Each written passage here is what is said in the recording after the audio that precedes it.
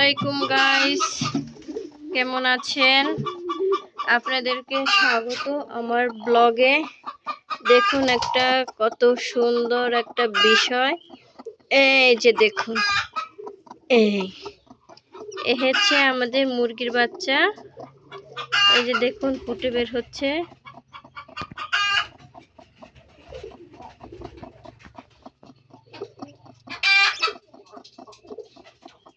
এই মাশাআল্লাহ মাশাআল্লাহ মাশাআল্লাহ মাশাআল্লাহ, এখনো সব ফুটে বের হয়নি।